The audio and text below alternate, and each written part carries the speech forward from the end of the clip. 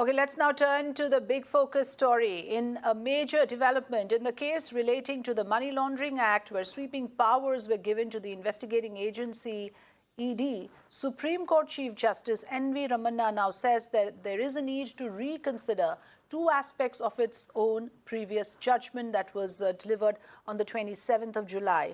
One is that which pertains to the burden of proof on the accused, and the other provision of not providing the case documents, the ECIR copy, to the accused. A bench of Chief Justice NVR Ramana, Justices Dinesh Maheshwari and C.T. Ravi Kumar issued notice to the centre seeking its response on these two issues. The bench said that prima facie two issues, not providing enforcement case information report and negation of the presumption of innocence, requires reconsideration. Let me go across to Meenakshi to tell us more about this.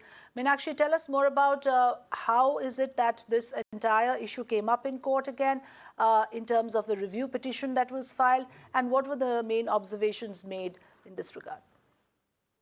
Well, yes, very important review, and the very fact that the Supreme Court is judging its own judgment, that in itself makes this case hugely interesting. Rare occasions the Supreme Court judges its own judgment. It is, however, happening in this case, and by virtue of July 27 judgment, the Supreme Court had upheld the stringent provisions of the PMLA, and today, in an open court hearing, the Supreme Court has admitted this review petition filed by Karti Chidambaram, Honorable Chief Justice of India, saying that the earlier judgment negated the principle of presumption of innocence until proven guilty, and secondly, denial of copy of ECIR to accused. On those two sticky points alone, the earlier judgment deserves a reconsideration or a relook. So yes, with that, the PMLA judgment now officially stands, the review petition stands admitted, and the Supreme Court will relook it as has been today ordered by the top court. Right, and in a first step that has already been taken, I think notices have been issued to the centre and to the ED as well. Thanks, Meenakshi, for joining us. This review petition was filed by Congress's Karti Chidambaram, and what Meenakshi was referring to was the earlier verdict of 27th July, when the top court upheld some powers of the Enforcement Directorate relating to arrest, investigation and attachment of property under the PMLA, or Prevention of Money Laundering Act. In that verdict, the top court had said that providing the accused with the Enforcement Case Information Report, or ECIR, is not mandatory. The ECIR is an internal document of ED and cannot be equated with FIR. So those were the observations earlier. However, the same Supreme Court has now decided to take a relook at these two provisions. Let me go across to my panel joining us here this evening, Mr. Raman Malik, spokesperson of the BJP. I'm hoping to be joined by Arsh Khadial, Congress spokesperson. Also joining me is Ashish Chandra Singh, former Deputy Legal Advisor to the Enforcement Directorate. So, Raman Malik, very good evening. Very good evening to both of you, Ashish Singh and Raman Malik.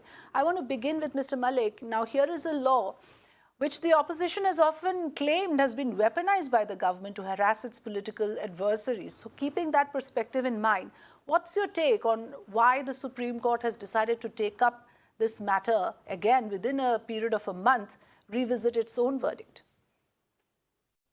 I think that would be best answered by the Honorable Supreme Court.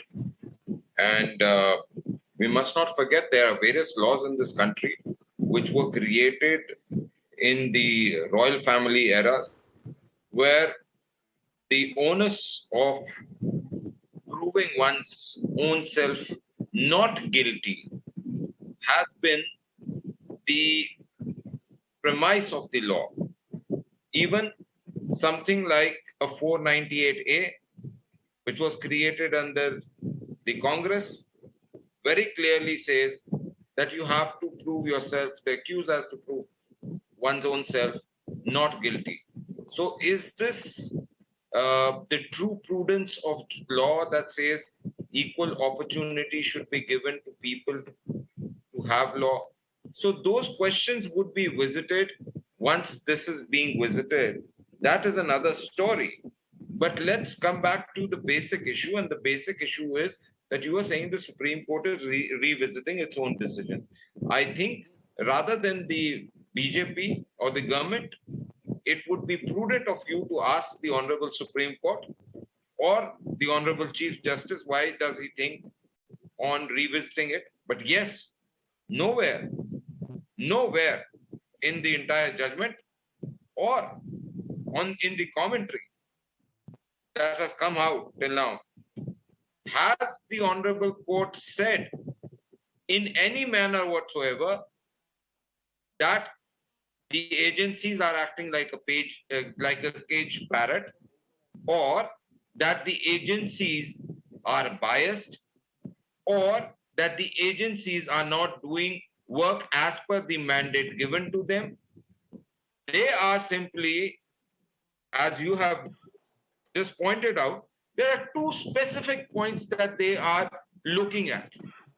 I believe that is the entire entire vision And these of the are very Supreme critical Court. provisions, Mr. Malik. These are very critical No, provisions on the no, burden no, of no, no, proof please understand, and the, and the understand. documents, the submission of the ECIR, the charges, the grounds of arrest. These are very critical provisions, and bulk of the petition that Mr. Karti Chidambaram filed relates to these 2 points.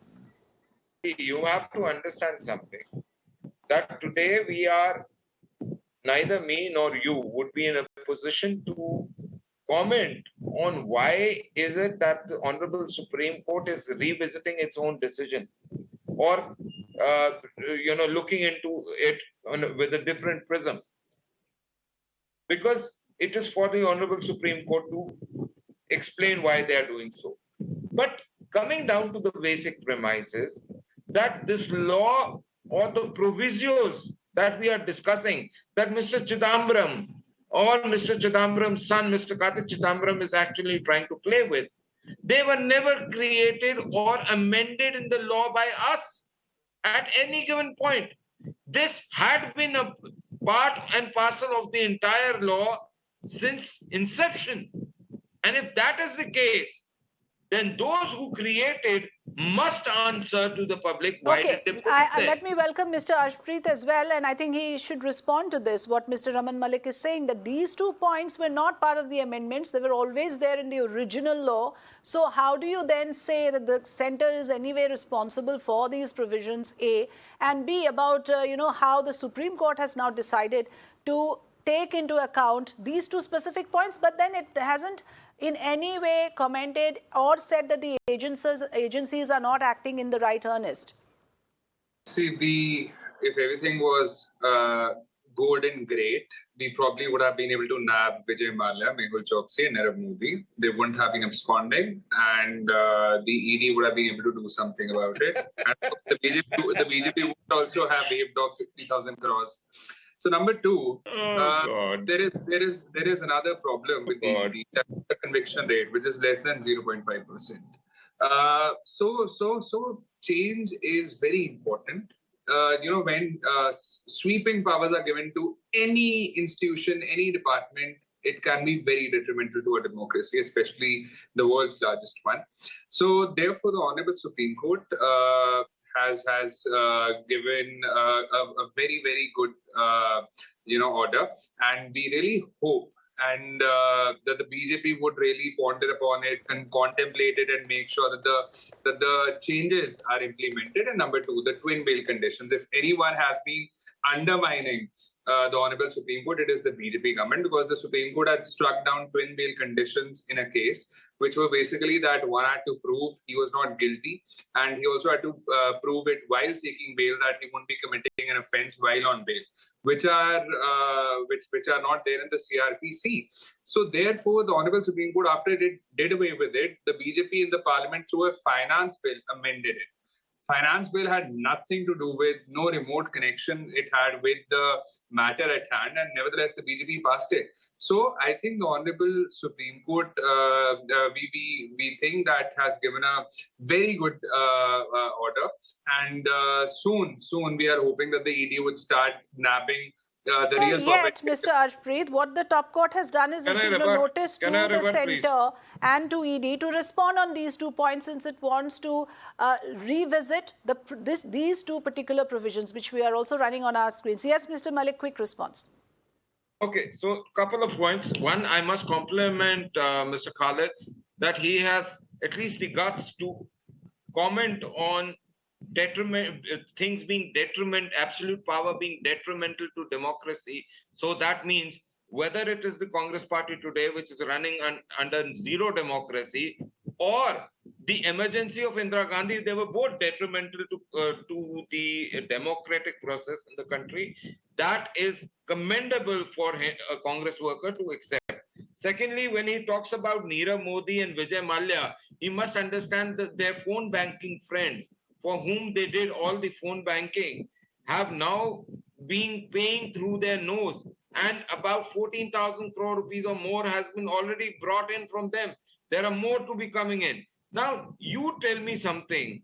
This Nirav Modi, Vijay Mallya, were they given loan in our time? No. They were given loan in their time. How did they And give? I'll tell you, Why Mr. was Malik, local? I'll tell So you no, what my that's question another is. thing. What my question is that if you look at the figures, and this is very much in public domain, that if you look at the number of cases recorded under PMLA from 2012 to 2022, you will see that there is an astronomical rise. From 221 in 2012, within a period of 10 years, the number of cases that are filed has gone up to 1,180. So our concern is that is it a use of a law in the right earnest? I'll answer. Is the agency I'll answer. functioning I have a very simple answer. as it is mandated to, or are there any Afrida, anomalies here? Afrida, Go ahead, sir, Afrida, quickly. my I need to answer go is to very Mr. Singh simple. as well. Go ahead.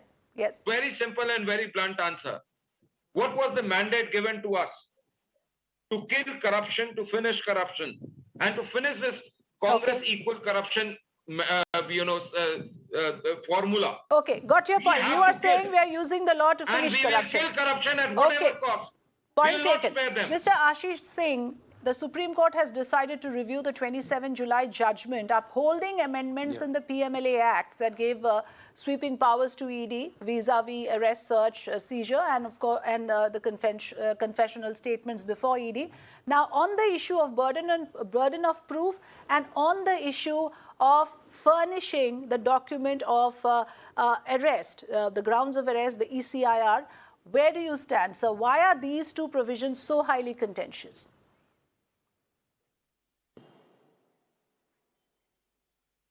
First of all, I would like to draw your kind attention that so far as ECIR is concerned, that is called Enforcement Case Information Report. It is a fact that basically it is an internal document of Enforcement Directorate for the purposes of identification of a particular case. But nevertheless, under PMLA, there is no such provision of providing or writing any such document. As you know, so far as Criminal Procedure Code 1973 is concerned, it mandates registration of FIR under 1654 of CRPC. But under PMLA, there is no such provision. Now the Honorable Supreme Court feels that copy of ECIR is required to be given. That kind of order can be passed because there is a gap in the legislation of Prevention of Money Laundering Act 2002. It has never been contemplated regarding recording of any ECIR. And basically what happens How would it that hurt the when case, ED Mr. starts Ashish Singh, since you investigating know the case agency and it's functioning very well, how would it hurt the case if the ECIR is presented?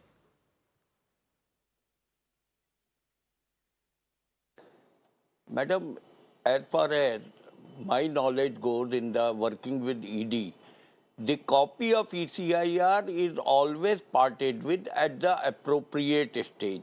Like when they attach the properties along with OC when they file before adjudicating authority, they annex the copy of ECIR. So you're saying when it's they a prerogative of the prosecution at ED. that point of time, Is that they a also sole annex the prerogative of copy the ECIR. agency when it does so? When it ED. furnishes the And ECIR, is that a sole prerogative, exclusive prerogative of the ED? Okay. ECIR. Okay, go ahead, sir. And another thing which you have asked about the burden of proof, or which is called reverse burden, that has been provided under section 24 of PMLA, and that burden is in two parts.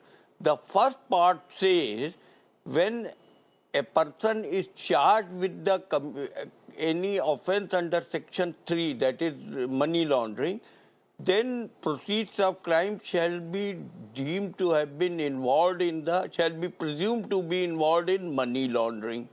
The second part is that if an accused is, if a person is found in possession of proceeds of crime, court or authority may presume that he is in possession of such property. Here I would like to draw your kind attention that so far as burden of proof is concerned, it is qua property, not qua accused, because it only says that the burden that the court or authority shall presume that such property which has been attached or which has been seized or frozen is involved in the offense of money laundering. So far as this provision is concerned under Section 24, it was very much in the Okay, Act that's an right important from the day clarification. one So when it are you was saying, enforced Mr. Singh, with that it would be effect wrong from to say 1/7/2000. would it be wrong to say that innocent until proven guilty does not apply in PMLA? Does it apply or does it not apply? Madam, here I would like to draw your kind attention. What is money laundering? It is basically an economic crime.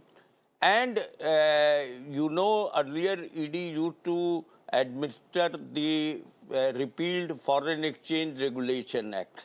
Such kind of burden, statutory presumption have been mandated under these acts just to give certain margin to the investigating agency to prove the case. That's all. And which is why I want to clarify for our viewers that yes, I get your point, it is sir, not like a that statute. certain powers have been accorded. On the position of ECIR, the centre's position has been that it cannot be equated with an FIR. The other issue, the other arguments that the centre makes is that PMLA is not a conventional penal statute, which Mr. Singh is also saying. It's a statute which is aimed at necessarily preventing money laundering, regulating certain activities related to money laundering, aims at confiscating proceeds of crime and the property derived therefrom. So therefore, it requires certain special provisions and certain special powers. Arshpreet, please go ahead. What would you say to that? The centre believes, and the Supreme Court also in its earlier verdict, of course, in its wisdom, believed that these powers are necessary. Mr. Raman Malik says we use it to crack down on corruption. See, number one, a doctor uses a knife to treat a patient and murderers uses a knife to kill somebody. It's not about, the ED. It's about the usage of the ED that is being done by the central government. Now, why do we say we have a problem with the provisions? Number one, according to the, CRPC, according to the principle of natural justice, and according to the law of the land, innocent, first of all, I'd like to talk of the principle of natural justice, which is innocent until proven guilty. No matter what happens, no matter, what amendments are done, you cannot violate a principle of natural justice. And there have been many a times when the Supreme Court has given a verdict, and after that, in its own review, it has also changed it. So therefore, we are very positive about this, and we are looking forward to it, that a change is going to be made, because the sweeping powers that are there with the ED, they have led to some very, very wrong consequences. For example, like I said, 0.5 conviction rate. And number two, the conflict of interest, because the BJP government already has a set perception. There have been many instances where the BJP has already said, before the trial concluded, that this person is guilty, and then a case gets registered by the ED. ED falls right under them. This influences the case. And number three, I think even an ENO cannot help anyone digest the fact that not one BJP leader has an ED case pending against him or her. Although according to ADR, there are around 30% MPs, MLAs of the BJP that have serious cases pending against women. And number four, what I do not understand is why does the BJP have double standards with regards to ED, IT and CBI? Because when it comes to, other parties, they say, oh, there's an inquiry pending, they're guilty. And when it comes to forging alliances with other parties or people who have IT, ED cases pending, they just don't care about it. Okay, let me put that to Mr. Raman Malik. It is true and factually correct, of course, that if you look at the recent cases, prominent cases filed against politicians under PMLA, who do we see? We see Partho Chatterjee, Sanjay Raut, Satyendra Jain, Anil Parab, Arab, Karti Chidambaram, of course, Abhishek Banerjee. Isn't it incredible that no one from BJP is ever under the scanner for corruption? It's something which must be very well understood. First, let me answer what the comments of the Congress friends are, and then I'll answer your question also. One must understand that if today Mr. Kartik Chidambaram is finding it to be an issue that these two particular points in the law are against the principle of natural justice or are against the CRPC provisos or they do not fit right for the people. Where was he sleeping between 2004 and 14? Was he on something which was making him go somewhere held, high on an elevated platform? And this thing was too small for him. Having said that, let's come down to this. Most of the people say, of the opposition and certain people in the media are forced to ask this question, that what about BJP, what about BJP, what about BJP? My simple answer to you is this much. If you have any document, any proof, you have ample number of lawyers within your party who are sitting idle, who have no work at all. Surjewala being one, Karti Chidambaram being another one, Salman Khurshid being another one, Singhvi being another one, maybe Sibyl Saab has left you and gone. Why don't you put them to use? Any proof. Start filing cases left, right, and center. Let the Honorable Supreme Court also and High Courts also do some work on this. If you have any credible evidence, please do so. Because I'll tell you why I said so. Because these people only remember the honorable courts when when the whole their doings of the past start come biting them. They remember the honorable courts. Otherwise, for public, they don't remember the court. We'll have to leave it at that. I do understand you're making a point there that if there are corrupt leaders within the BJP, there must be cases filed and there must be investigation as well.